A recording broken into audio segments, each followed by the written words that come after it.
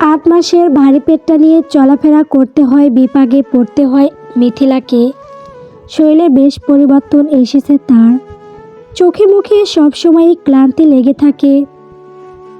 শরীরের মাতৃত্বের ছাপ প্রকাশ পায়। রামিমের মাঝেও এসেছে বেশ পরিবর্তন। মিথিলার দিকে যথেষ্ট খেয়াল রাখে। সকালের খাবার থেকে শুরু করে রাতের ঘুম সব কিছুতেই তার বাড়তি নজর। এ নিয়ে মিথিলা মাঝে মাঝে আপন মনে তাচ্ছিল্যের হাসি দেয়। এত যত্ন, এত আদর তার হজম হয় না। সে তো বাড়ির বউ, সকালে উঠে চুলায় হাঁড়ি চাপাবে, দিনের 18 ঘন্টা গাদা খাটুনি খাটবে, এভাবেই তো অভ্যস্ত।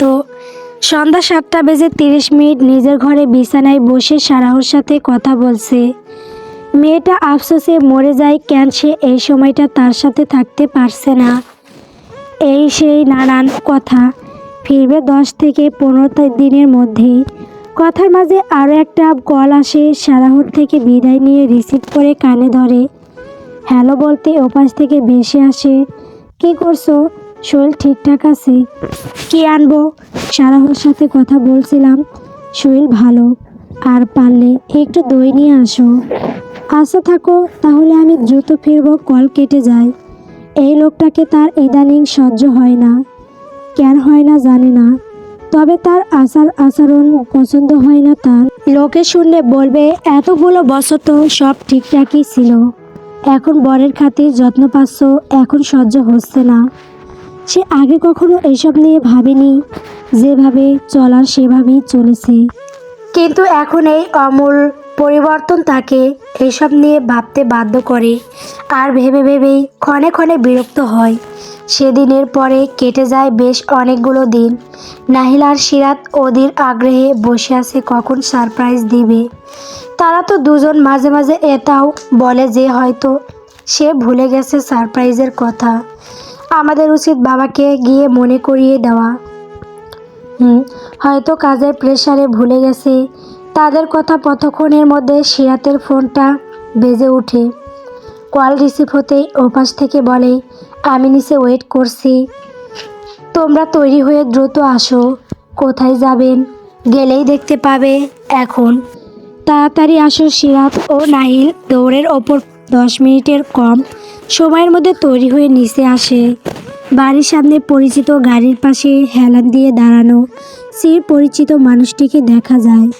তাদের দেখে চওড়া এক হাসি দিয়ে ইশারায় গাড়িতে উঠে বসতে বলে। দুজন নিজেদের জায়গা করে নিয়ে বসে পড়ে। মা ছেলে দুজনেই বসেছে গাড়ির পেছনের সিটে। রনব সামনে বসে গাড়ি ড্রাইভ করছে, আর চোখে পিছনে থাকা মা ছেলেকে দেখছে। দুজনেই গুজুর গুজুর ফুসুর ফুসুর করাতে ব্যস্ত। চোখাচোখি হলেই চুপ হয়ে যাচ্ছে। 20 মিনিট পর এসে গাড়ি দাঁড়ায় একটা ক্লিনিকের সামনে। সিরাত ও নাহিল দুজনের সাথে দুজনের চোখাচোখি হয়। দুজনেই চোখের জানার কৌতূহল, কিন্তু সামনে হেঁটে চলা গরু গম্ভীর লোকটাকে কিছু জিজ্ঞেস করার সাহস হয়ে উঠছে না। কেননা আসার পথেই বলেছে কোনো প্রশ্ন করা যাবে না, যা হবে চুপচাপ দেখে যেতে। এমন তার হ্যাঁতে হ্যাঁ মিলাতে, আবার নাতে না মিলাতে। ভেতরে গিয়ে কাউকে কল করে।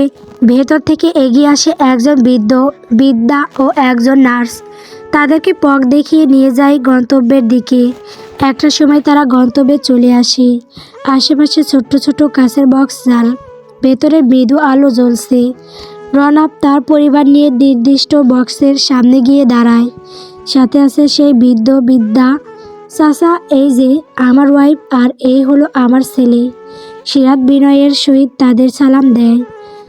তারাও সালাম নিয়ে জবাব দেয়।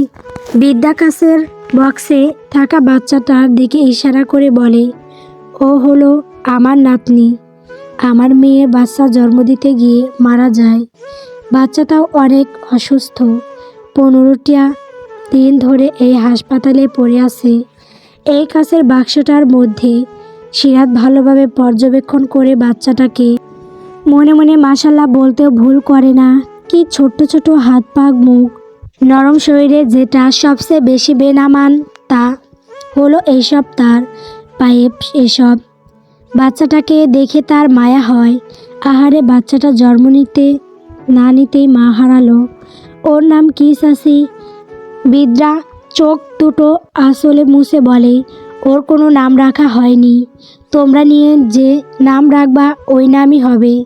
বৃদ্ধার কথায় সিরাত একটু অবাক হয়। তারা নিবে মানে?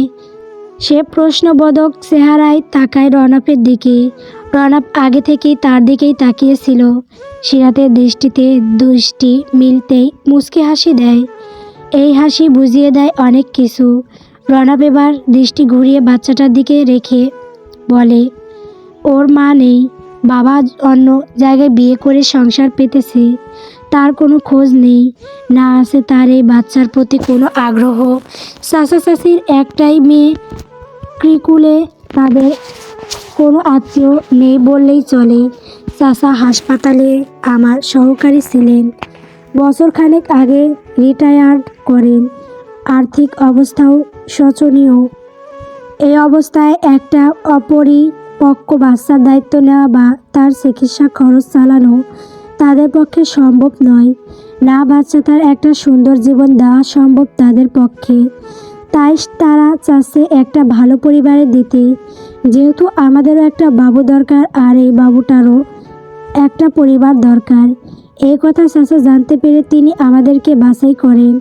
সিরাত যেন নিজের কানকে বিশ্বাস করতে পারে না। তার খালি কোল, তার অভাব পূরণে কেউ আসবে। সিরাতের দুনিয়া টলে ওঠে, চোখ দুটো ছলছল করে ওঠে। পাশে থাকা নাহিলের হাতটা চেপে ধরে নাহিল মাথা তুলে মায়ের মুখের দিকে তাকায়। পুরো ঘটনার আগা মাথা কিছুই তার মাথায় ঢোকেনি। তবে মায়ের চোখের পানি আর হাসপাতালের বাচ্চা এসব দেখে কতটুকু কী বুঝেছে তা বোঝা দায়। স্যারই ওর সব চিকিৎসা খরচ চালান, ওর মায়ের খরচও স্যারই দিয়েছে। কিন্তু আল্লাহ আমার মেয়েটারে দুনিয়ায় রাখলো না। বাচ্চাটা জন্মাইছে ইতিম হইয়া। এখন থেকে আপনারই ওর আব্বা মা আম্মা। আমাদের কোনো দাবি দেওয়া নাই। ওর উপর খালি মাঝে মাঝে একটু দেখতে দিলেই হবে। ও ভালো থাকুক, এইটুকু চাওয়া আমাদের। চিন্তা করবেন না, ও আমাদের কাছে ভালোই থাকবে ইনশাআল্লাহ। দোয়া করেন যেন দ্রুত সুস্থ হয়ে ওঠে। আপনার যখন ইচ্ছে দেখতে চলে আসবেন, বাসায় থাকবেন, কোনো সমস্যা নেই। আমরা কি ওকে বাসায় নিয়ে যাব? সিরাত অবিশ্বাস্য গলায় প্রশ্ন করে। নেব, তবে এখন তো ও অসুস্থ, আগে সুস্থ হোক তারপর যাবে আমাদের সাথে বাসায়। এছাড়াও কিছু আইনি প্রতিক্রিয়া রয়েছে, সেগুলোও কমপ্লিট করতে হবে। এরপর তুমি হবে ওর মা, আমি বাবা, আর নাহিল বাবু হবে বড় ভাই। আমি এই বাবুর বড় ভাই হব। বাবার উদ্দেশ্যে প্রশ্ন করে রনব এগিয়ে এসে ছেলের সামনে ঝুঁকে কাঁধে হাত রেখে বলে, জি আমার সোনা। বোন পছন্দ হয়েছে? হ্যাঁ, খুব পছন্দ হয়েছে। ওকে কবে বাসায় নেব? এই তো আর কিছুদিন। এদিকে সিরাত ইনকিউবেটরের ওপরে হাত ছুঁয়ে এক দৃষ্টিতে তাকিয়ে দেখছে তার সদ্য হওয়া বাচ্চাটাকে। চোখ দুটো তার ভেজা। রনব ছেলেকে ছেড়ে বউয়ের কাছে আসে, পেছন দিক থেকে কাঁধে হাত রেখে তার মতোই শিশুটির দিকে তাকিয়ে বলে, মা হওয়ার অনুভূতি কেমন মিসেস শিকদার? সিরাত ঘাড় ঘুরিয়ে রনপের দিকে তাকায়, যার চোখে মুখে বাবা হওয়ার আনন্দ ছলকে উঠছে। এটাই কি আপনার সারপ্রাইজ? পছন্দ হয়নি গিফটটি? সিরাত শৈলের ভর ছেড়ে দেয় পিছনের ব্যক্তির ওপর। পিছনে থাকা ব্যক্তিটি আলগোছে জড়িয়ে নেয় নারী দেহটি। বুকে মাথা ঠেকিয়ে বলে, আমার 20 বছরের জীবনের সেরা গিফট হিসেবে ছিলে তুমি আর নাহিল। আজ তার সাথে যুক্ত হলো এই ছোট্ট ফুলটা। ফুলের কিন্তু অনেক যত্ন করতে হয়, নরম হাতে আগলে রাখতে হয়। পারবে তো? মায়ের দায়িত্ব কখনো শিখিয়ে দিতে হয় না। তারা আরও কিছু সময় কাটায় সেখানে। এরপর বাড়ি ফিরে আসে। বাড়িতে আসার পর থেকে 2 মাস ছেলের পা এক জায়গায় স্থির নেই। কখনো হাত পা চলে, আবার কখনো মুখ চলতে থাকে। সবটা জুড়ে শুধু ওই ছোট্ট বাচ্চাটা। তাকে নিয়ে কি করবে, কোথায় রাখবে, কিভাবে ওয়েলকাম করবে, এইসব ভেবে ভেবেই হয়রান। সোফায় বসে রওনা এসব দেখে বিরক্ত হয়ে আসে। ভালোই লাগছে, আবার নতুন করে বাবা হওয়ার অনুভূতিটা সে কাউকে বোঝাতে পারছে না। হঠাৎ সিরাত ও নাহিল ধপ করে এসে তার দুপাশে জায়গা করে নেয়। বাবা বোনের তো কোনো নাম নেই, ওর জন্য তো একটা নাম ঠিক করতে হবে। তুমি আসো, মা আছে, দুজনে মিলে ঠিক করো। আমরা নাম ভেবে ফেলেছি। সিরাত বলে, কি নাম? লাইলা, শেহের, রোজা। অতটুকু একটা বাচ্চার এত বড় নাম। তাতে কি? আমাদের তিনজনের নামের প্রথম অক্ষর দিয়ে তিনটা নাম। আমরা বাসায় রোজা বলে ডাকবো শুধু, বাকিটা খাতা কলমে থাকবে।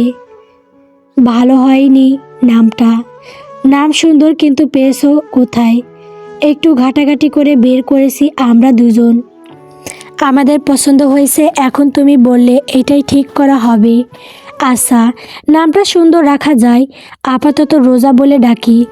এরপর বাসায় আনার পর রাজশাহীতে গিয়ে আকিকা দিয়ে নামটা রেখে ফেলবো। আমার তো বিশ্বাসই হচ্ছে না, মনে হচ্ছে সবটা স্বপ্ন, সবটাই বাস্তব। এখন শুধু দোয়া করো ও যেন দ্রুত সুস্থ হয়ে আমাদের কাছে চলে আসে। এরপর রাতের খাওয়া দাওয়া শেষ করে যার যার ঘরে চলে যায়। সিরাত বিছানায় শুয়ে এপাশ ওপাশ করে যাচ্ছে। পাশে থাকা রনাবকে খুশিয়ে খুশিয়ে এটা সেটা জিজ্ঞেস করছে। আপনি কবে থেকে এসব করছেন?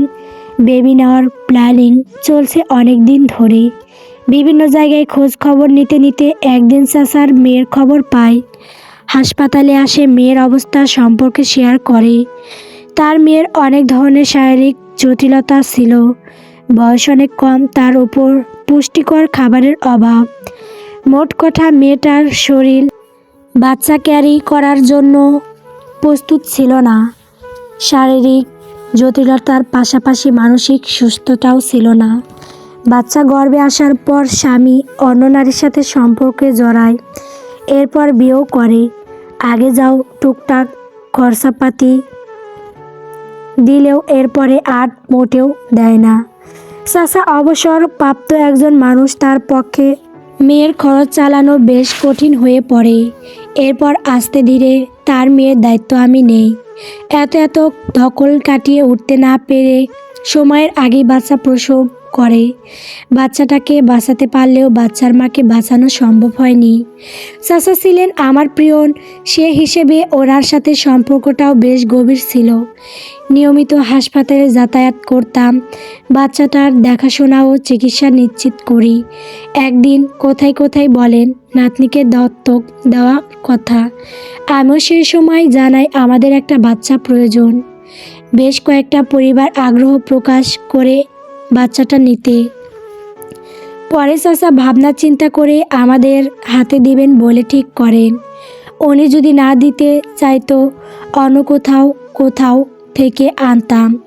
কোথাও না কোথাও তো মিলতো, তাই না? সিরাত নিজ বালিশ থেকে মাথা তুলে রনাপের বুকে থেকে রাখে। পৃথিবীর সবচেয়ে নিরাপদ জায়গা। তুমি কেন আরও আগে এলে না আমার জীবনে? সৃষ্টিকর্তা যেভাবে চান সেভাবেই সব কিছু হয়। আমাদের হাতে কিছুই নেই। নিজের সুখে আজকাল নিজেরই নজর লেগে যাচ্ছে। কি করি বলো তো? নজর লাগলে তো সমস্যা। রনাব সিলিংয়ের দিকে তাকিয়ে শব্দহীন হাসে। সিরাতকে এক হাতে আরও একটু চেপে ধরে নিজের সাথে। সিরাতের মুখটা বুকের মাঝে আর একটু চেপে ধরে গুনগুন করে উঠে, তুমি ছাড়া নেই তো আমার সুখের আলো। সিরাত তার বুকে মুখ গুজে তার সাথে গেয়ে ওঠে, তোমারই মতো এমন করে ভালোবাসবে কে বলো? বুকের মাঝে নাক মুখ খুশে বলে, ধন্যবাদ আমার জীবনে আসার জন্য, আমার জীবনটাকে এতটা সুন্দর করে তোলার জন্য, এত মিষ্টি একটা ছেলের মা বানানোর জন্য, আর সব শেষে আরও একটা বাবু দেওয়ার জন্য। শুধু ধন্যবাদ। এই শুকনো শুকনো ধন্যবাদ দিয়ে আমি কি করব? তো ভেজা ভেজা ধন্যবাদ কিভাবে দিতে হয় দেখবে, কিভাবে ভেজা ধন্যবাদ দিতে হয়। তোর কথা পুরো করার পূর্বে এক ঝটকায় অনুভব করে তার মাথাটা বালিশে গিয়ে ঠেকেছে। ঠিক তার ওপর মুখ বরাবর আরও একটি মুখ, যার মুখে খেলে যাচ্ছে দুষ্টু এক হাসি। মতলব অনুমান করতে পেরে বলে, নানা কিছু শিখতে চায় না, সরো ওপর থেকে। হুশ, এখন এসব বলে আর লাভ নেই। আরে তার কথা সম্পূর্ণ হওয়ার আগেই কথা বন্ধ হয়ে যায়। প্রথমে স্বভাব সুলভ মুচড়ামুচড়ি করলেও একটা সময় শান্ত হয়ে যায়। দুটো শরীর থেকে একে একে আবরণ মুক্ত হয়।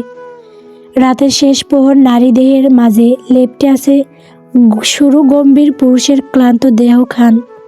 ঘন ঘন শ্বাস ফেলে চলছে, মুখটা আলতো করে কানের কাছে নিয়ে খুবই নরম সুরে গেয়ে ওঠে, তোমাকে চাই জল সরানো রাতে, এ পোড়া বরাতে তুমি আমার অন্ধকার আর রোশনাই। অস্থির শ্বাসে ভারে ক্লান্ত কণ্ঠে ভাঙা ভাঙা সুর নারী মনকে আবেগাপ্লুত করে তোলে। বন্ধ চোখ জোড়া থেকে দুফোঁটা সুখের অস্ত্র গড়িয়ে পড়ে। পুরুষালী ঘন শ্বাসের উপস্থিত তখনও অনুভব করা যায়। পুনরায় পুরুষটা ফিসফিসিয়ে বলে, ভালোবাসি আমার ছোট পাখি। ধন্যবাদ রণাব শিকদারের বেরঙিন জীবনে রং হয়ে আসার জন্য, আমার সন্তানের মা হয়ে ওঠার জন্য, দু কামরায় ঘরটাকে সংসারে পরিণত করার জন্য। আজীবন এভাবেই সুখ হয়ে পাশে থেকো, এভাবেই রণাব শিকদারের ছোট্ট পাখি হয়ে থেকো। দুজোড়া চোখে সুখের অশ্রু, প্রাপ্তির অশ্রু কেটে যায় কয়েকটি দিন। সকাল থেকে পেটের চিনচিনে ব্যথা অনুভব হয়। ডেলিভারি ডেট সামনেই। ছোট ছোট পা ফেলে হেঁটে চলে বেড়ায় মিথিলা। পায়ের পাতা ফুলে উঠেছে। বসার ঘর পেরিয়ে ডাইনিং পর্যন্ত আসতে ব্যথা ক্রমশ বাড়িতে থাকে। একটা চেয়ার ধরে কোনো মনে মাটিতেই বসে পড়ে পেট চেপে। গলা শুকিয়ে আসছে, গা ঘামে ভিজে উঠেছে। গলায় জোর পাচ্ছে না কাউকে ডাকার জন্য। ছাদ থেকে ঘরে এসে আত্মীয় দেখে মিথিলা পেট চেপে ধরে বসে আছে। চোখ বেয়ে অজর ধারা বইছে। ছুটে এসে ঝাপটে ধরে তাকে। গলা ছেড়ে ডাকতে শুরু করে বাড়ির অন্য সকলকে। সকলে জড়ো হয় ডাইনিং রুমে। ভাগ্যজরে আজ রামিম বাড়িতেই ছিল। চাষির হাঁক ডাক শুনে দৌড়ে আসে ঘর থেকে। স্ত্রীকে যন্ত্রণায় কাতরাতে দেখে তার দুনিয়া টলে উঠে। কাছে গিয়ে চাষির থেকে ছাড়িয়ে নিজের বুকে জড়িয়ে নেয়। গায়ে মাথায় হাত বুলাতে থাকে, এটা সেটা বলে সান্ত্বনা দিতে থাকে। রামিম সময় নষ্ট না করে দ্রুত হাসপাতালে নিতে হবে। মায়ের কথায় সংবাদ ফেরে তার। পাজা কোলে নিয়ে ছোট্ট সদর দরজার দিকে। ইতিমধ্যে আরাফাত শিকদার ড্রাইভারকে দিয়ে গাড়ি বের করিয়েছে। রামিম সময় নষ্ট না করে মিথিলাকে নিয়ে গাড়িতে গিয়ে বসে। সাথে যায় আতিয়া, সায়রা আর আরাফাত শিকদার। হাসপাতালে পৌঁছে সব কার্যক্রম শেষ করে মিথিলাকে ওটিতে নেওয়া হয়। ওটির দরজা বন্ধ হতেই লাল বাতি জ্বলে ওঠে। দীর্ঘ সময় ধরে চিন্তিত মুখগুলো অপেক্ষার থাকে দরজার সামনেই। রামিম একপাশে রাখা চেয়ারে মাথা নিচু করে বসে আছে। এর মাঝে সেখানে উপস্থিত হয় ইশতিয়াক ও আজমল শিকদার। ইশতিয়াক গিয়ে বসে রামিনের পাশে কাঁধে এক হাত রাখতেই রামিম ঘরে একবার সেদিকে তাকিয়ে আবারও মুখ ঘুরিয়ে নেয়। চিন্তা করিস না, সব ঠিক হয়ে যাবে। বোমা আর আমাদের পুস্কু ঠিকঠাকভাবেই আমাদের কাছে ফিরে আসবে। চাচার কথায় কতটুকু কি হলো জানা নেই, তবে ওটির দরজা খুলতেই এক ছোট লাগায় সেদিকে।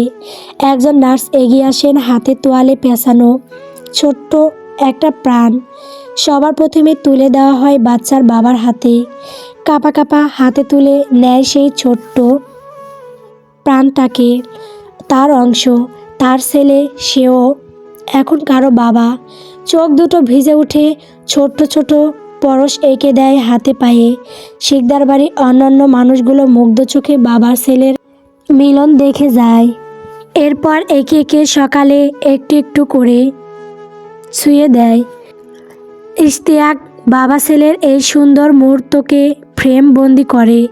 হোয়াটসঅ্যাপের নোটিফিকেশন পেয়ে ফোনটা হাতে নিয়ে মেসেজ ওপেন করতে এক চিৎকার দিয়ে উঠে সারাহর চিৎকার শুনে পাশের ঘর থেকে ছুটে আসে মাশরাফি। চোখে মুখে আতঙ্কের ছাপ। সারাহর কাছে এসে উদ্ভ্রান্তের ন্যায় হাত পা মাথা চেক করতে করতে বলে, ঠিক আছিস তুই? এভাবে চিৎকার করছিস কেন? আরে থামেন, আমি ঠিক আছি। তাহলে চিৎকার করলি কেন? আরে এই দেখেন আমাদের বাবু। ওকে দেখি খুশিতে চিৎকার করে ফেলেছি। প্রথমত বাবুটা আমাদের না, তোর ভাই ভাবির। যেভাবে চিৎকার করলি ভাবছি বিছানা দিয়ে নিচে পড়লি কিনা। হার্ট অ্যাটাক হয়ে যাচ্ছিল আর একটু হলেই। ভাইয়া ভাবির বাবু মানেই তো আমাদের সবার বাবু।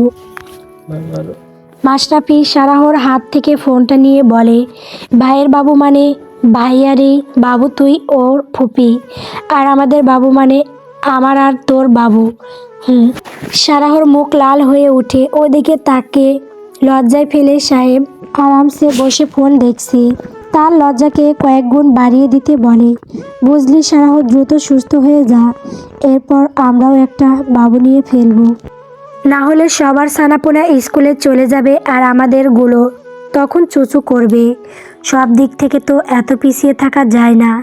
ট্রেন্ডেও একটা বিষয় আছে, তাই যত দ্রুত সম্ভব ডাউনলোড করে ফেলতে হবে। কাত হয়ে সারাহর নত মুখের দিকে চেয়ে কথাগুলো বলে, আপনি ট্রেন্ড ফলো করতে বাসা ডাউনলোড করবেন? মাথাটা তুলে সারাহর কোলে রেখে বলে, অবশ্যই, যত যা হোক আমি জেনারেশন জেটের, এরা তো ট্রেন্ড ফলো করেই চলে। যত সব আজগবি কথাবার্তা। একবার বাড়ি চল, তারপর দেখাবো আজগবি না অন্য কিছু। নানান জটিলতার কারণে মিথিলাকে দুপুরের দিকে কেবিনে দেওয়া হয়। পরিবারের সবাই একে একে মিথিলার সাথে দেখা করে যায়। সব শেষে প্রবেশ করে রামিম, কোলে তোয়ালে পেছানো ছোট্ট ছানাটা। রামিম এগিয়ে এসে বিছানার কোণে মাথা কাছে বসে। দেখো তোমার ছানা। মিথিলা ঠোঁট বাঁকিয়ে হাসে। ছানা কি আমার একার? ও আমাদের ছানা। কোলে নিবে না? মিথিলাকে ঠিকঠাক করে আস্তে করে ছেলেকে কোলে দেয়।